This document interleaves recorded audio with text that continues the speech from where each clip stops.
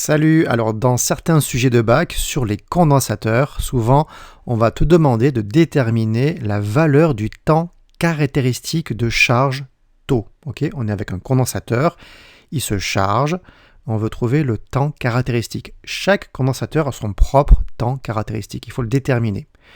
Donc on va regarder ce graphique, mais on va aussi surtout se servir de cette formule. Cette formule, soit tu l'as démontrée dans une question précédente, soit on te la donne.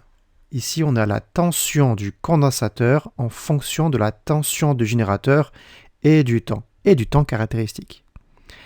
Alors, ici, on cherche le temps caractéristique. Donc, on va poser petit t, le temps. On va dire que le temps, c'est le temps caractéristique pour le trouver. Donc, je vais remplacer petit t par taux, le temps caractéristique.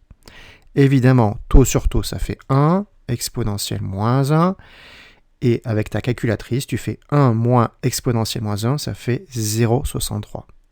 Ainsi, au temps caractéristique, la tension du condensateur, c'est égal à la tension du générateur fois 0,63. Maintenant, on va passer sur le graphe. On a, donc tu le sais, la tension du condensateur en fonction du temps. Et tu vois bien que ça, c'est une charge. Au début, la tension elle est de 0, et hop, ça se charge jusqu'à atteindre la charge du générateur. On ne peut pas la dépasser.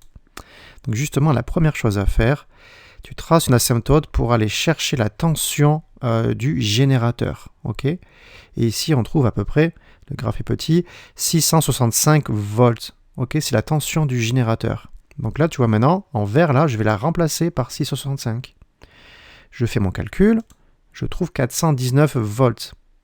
Ça veut dire quoi? Ça veut dire qu'au temps caractéristique, la tension du condensateur elle vaut 419 volts. Mais maintenant, je vais le reporter sur mon graphe. 419 volts.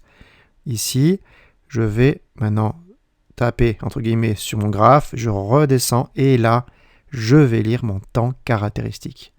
0,0009 secondes. C'est du temps. Ou plutôt 9, 10 moins 5 secondes. Ça, c'est une première méthode. Mais il y en a une deuxième aussi, qu'il faut connaître aussi. La deuxième méthode, elle commence pareil. Tu fais aussi l'asymptote, l'asymptote au maximum, donc, à la tension du générateur, que le condensateur s'est approché. Et après, tu vas tracer la tangente à ta courbe à t égale 0. Tu vois, on s'est mis à l'origine. Tu fais ta tangente, donc la tangente, elle monte, et là, pareil, tu viens rejoindre l'asymptote, et là, tu redescends, et si tu as bien travaillé, tu devras trouver le même temps caractéristique, en fait.